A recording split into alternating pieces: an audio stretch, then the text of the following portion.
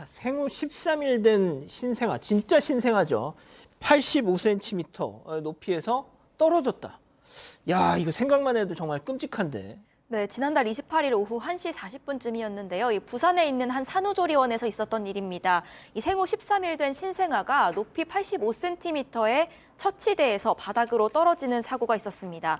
당시 이 아기를 돌보던 간호사가 한눈을 판 사이에 아기가 움직이면서 떨어진 건데요. 이 바닥으로 쿵 하고 떨어지는 소리를 듣고 나서야 간호사가 그제야 아기의 이 낙상 사고를 알아챘다고 합니다. 자, 그런데 이 아기의 낙상 사고가 일어난 그 당일에는 이 부모들이 이 사고 소식을, 사고에 관련한 정보를 전혀 알지 못했습니다. 대체 어떤 일이 있었던 건지 체크포인트 짚어보죠. 쉬쉬한 조리원입니다. 그러니까 사고 직후에 아기 엄마가 이 아이를 가지고 직접 수유까지 했다는데 아기 부모가 바로 앞에 있었는데도 이 사실을 쉬 했다는 겁니까? 네, 이거는 정말 말도 안 되죠. 정말 조리원에서 이런 일이 있었다니 저는 정말 깜짝 놀랐는데요. 일단은 이런 일을 있어서도 안 되지만 진짜 천만 분의 하나로 일어났다고 해도 이건 정말 아이의 목숨이 걸린 일이니까 빨리 부모한테 얘기를 해서 이 아이를 이렇게 어떻게든지 이렇게 치료를 하든지 보살펴야 되는데 얘기를 당일 안 했습니다. 이게 맨 처음에는 이제 수유코를 눌렀어요. 엄마한테. 그러니까 수유코를 누르면 엄마가 수유를 하러 오는 거예요. 아기가 있는 방으로. 아하. 그 수유코를 눌렀는데 엄마가 이제 뭐 오는 사이에 이 낙상 사고가 발생을 한 거예요. 그러면 엄마가 왔을 때 이미 아이가 떨어진 상태니까 큰일이 난 거면 그렇죠. 어머니 어떻게 아이가 지금 다쳤습니다. 저희가 빨리 검사를 해보겠습니다. 이렇게 해야 되는 건데 아무 일도 없었다는 듯이 그냥 수유를 하게 했어요. 그러니까 이 아이는 이미 다친 상태에서 엄마 젖을 먹은 거예요. 아이고. 근데 이 엄마는 본능적으로 알거든요. 그러니까 아이가 어제까지만 해도 방긋방긋 잘 웃고 있었는데 막 너무 많이 울고 어디가 아픈가 싶기도 하고 느낌이 눈빛이 슬퍼 보이기도 하고 이래서 나중에 남편한테 우리 아이가 어디가 아픈가 봐.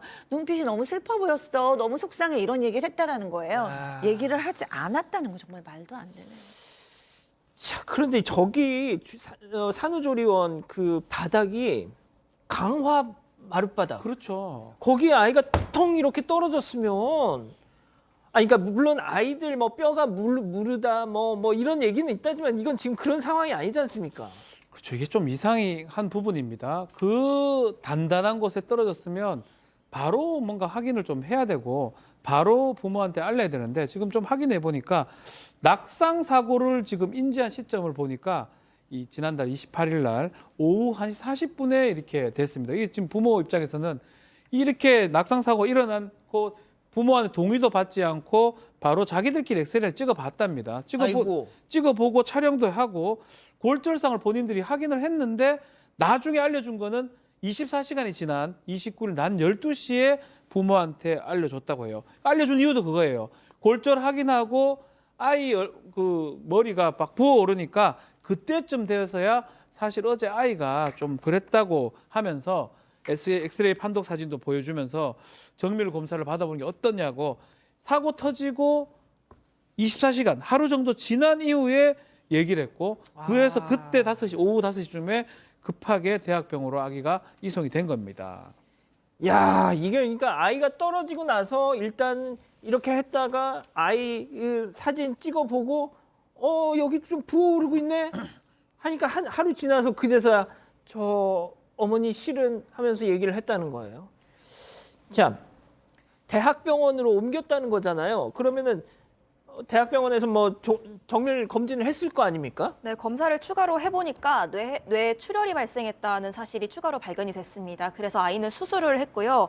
또 이 담당의 말로는 아이가 이 골절과 머리 부음 외에도 뇌 출혈이 발견이 돼서 경과가 좋아진다고 하더라도 아기의 지적 능력에 문제가 생길 수 있다는 겁니다. 아유, 어떡해. 그런데 지금 너무 어리잖아요. 그래서 그걸 알 수가 없고 5살이 될 때까지 추적 검사를 해서 경과를 몇 살이요? 5살이 될 때까지요. 추적 검사를 통해서 경과를 지켜봐야 한다. 이런 소견을 냈다는 겁니다.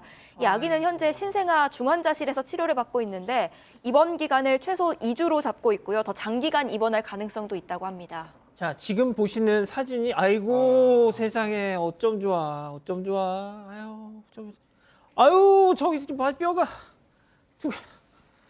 아유, 팀장님 저 어쩜 좋아 저거. 그렇습니다. 이 내용이 이제 부모가 119 통해 가지고 대학병원에 갔습니다. 그리고 나서 이제 조리원 가서 항의를 했어요. 무슨 얘기냐면은 사람이 다치면은 골든 타임이라고 있지 않습니까? 그러니까 그럼요. 사고 났을 때 바로 조치를 하고 병원으로 옮겼으면 괜찮을 텐데 지금 머리뼈도 부서지고 또 거기 보면은 또 뇌출혈이죠. 일어났기 때문에 위험한 상태죠.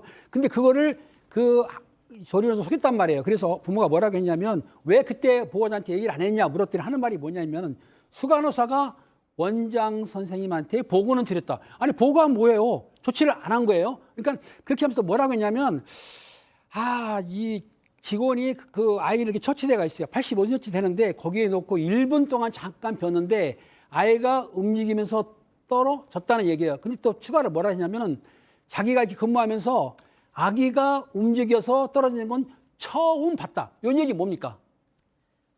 애가 잘못했다는 얘기예요. 그렇게 그렇죠. 애한테 핑계를 돌리는 말도 안 되는 걸 지금 행동하고 있는 거예요. 그러니까 간호사들이 사실은 아이를 방기하고 유기한 건 확실한 건데 좀 돌려서 즉 자기들 책임 없다는 걸로 핑계대는 건데 아직까지 그 조리원 측에서는 공식적인 입장을 내고 있지는 않지만 예. 이런 상황이라 한다면 부모들이 가만히 있겠습니까? 형사상, 민사상 당연히 소송을 하겠죠.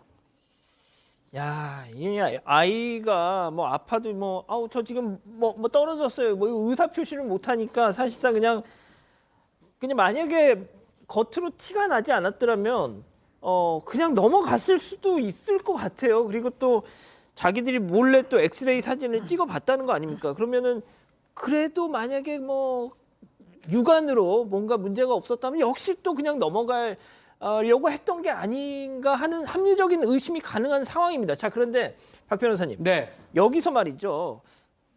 거기 그 병원 산후조리실 안에도 다 CCTV 달아놨을 그렇죠, 거 아니에요. 그렇죠. 거기 뭐 찍혀 있을 텐데. 자, CCTV가 중요한 역할을 하게 됩니다. 사실은 CCTV 그 위치가 사각지대이기 때문에 아이의 모습이 제대로 안 보였는데 마지막쯤에 쿵 하면서 아이가 떨어지는 모습이 CCTV에 포착이 됐고요. 아이가 아마 1분 정도 혼자 방치가 됐던 것 같습니다. 아이고야. 그리고 수간호사 등이 막 뛰어가면서 지금 계속 방치 4분에서 5분 정도 방치를 했다고 합니다. 그래서 뭐 수간호사 등이 막 뛰어가고 막 분주한 모습도 있었다고 합니다. 그래서 보호자 말로는 어느 아이라도 그렇게 방치가 되면 한 몇 번을 떨어져도 이상하지 않았을 것이다라고 얘기까지 하고 있습니다. 이게 부산 사구에 있는 한 산후조리원인데 제가 이 산후조리원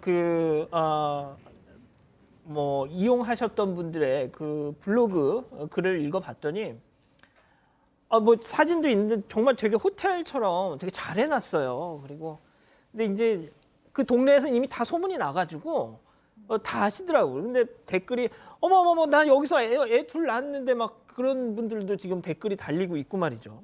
자, 그런데 제가 이 아이의 엄마가 너무 좀 안타까운 것이 한 온라인 커뮤니티에 아이를 처음 임신했을 때부터 계속 초음파 사진 이런 거 막 우리 아이 뭐 태명이 또 있더라고요. 그 올리면서 사실상의 그 커뮤니티에 그 임신 일기를 써오셨던 분이야. 세상에. 소장님 어쩜 좋아요. 네, 그 엄마는 이 방송을 보시는 모든 엄마들이 동의하실 거라고 생각하는데 애가 아파도 사고가 나도 심지어 뭐 아이가 잘못해서 친구들하고 싸워서 맞고 와도 다 엄마 잘못 같아요. 내가 얘랑 더 놀아주지 못해서 내가 그 학교에 보내서 내가 춥게 재워서 다 그 죄책감과 그 자책감이 말도 못하는데 이 엄마가 지금 내가 그 조리원을 선택해서 이런 일이 벌어졌다라고 맞아요. 자책하고 계시는 상황이에요. 지금 제왕절개한 후에 몸도 마음도 추스리지 못하신 상태에서 이렇게 지금 아기 수술을 보는 것만으로도 너무 괴로우신 거죠. 그 조그마한 아기의 혈관을 찾아서 바늘을 찾아야 되고 아유. 너무 혈관이 작아서 바늘이 안 들어가면 또 다른 혈관을 계속 찾게 되거든요. 그거 보는 거 정말 못할 정말 고통인데 그것도 하시면서 경찰에 신고하고 고소장 넣고 지금 너무 마음과 몸이 지금 너무 상처를 많이 받고 있고요. 그 조리원을 선택하신 게 왜 어머님 잘못이겠어요. 아까 앵커께서도 얘기하셨다시피 겉보기에는 너무나 멀쩡하게 좋은 호텔식으로 했다면 당연히 가장 좋은 데서 우리 아이를 그렇죠. 보살피고 나도 몸조리를 하려고 거기 선택한 거죠. 다른 엄마들도 다 선택한 곳이니까 어머니 잘못은 전혀 없습니다. 문제는 하루나 있다가 이런 일을 방치했던 조리원에 있죠. 자, 박 변호사님 마지막으로 이 아기 부모님은 이 형사처벌뿐만 아니라 피해 보상 등등. 그러니까 솔직히 너무 경황이 없으실 거 아니에요. 네. 좀 어떻게 해야 되는지 모르겠다고 그러세요. 의료 사고가 발생했다고 보는 게 맞는 것 같습니다. 뭐 과실이 이제 CCTV 통해서 확인이 가능하고요. 그렇기 때문에 경찰에는 지금 형사 업무상 과실치상죄 같은 게 성립할 수가 있고 나아가서 민사소송도 가능합니다. 특히 아이의 손해는 뭐냐면 아이가 영원히 클 때까지 그 계산해가지고 손해배상 청구가 가능하고 그거는 과실상계가 가능한데 지금 이 상황에서 아이라든지 보호자 측, 지금 부모 측의 잘못은 저는 없어 보이거든요. 100% 지금 이 병원이나 이 간호사 측, 원장 측 과실이 커 보이기 때문에 소송을 한다 그러면 많은 금액을 또 손해배상으로 받을 수 있을 것으로 봅니다. 뭐가 됐든 아이가 5살까지 계속 이 지능이나 이런 데 문제가 없는지 뭐 계속 체크를 해봐야 된다는데 아무튼 별일 없기를 정말 바라봅니다. 아직 안 끝났습니다. 이거 눌러주세요.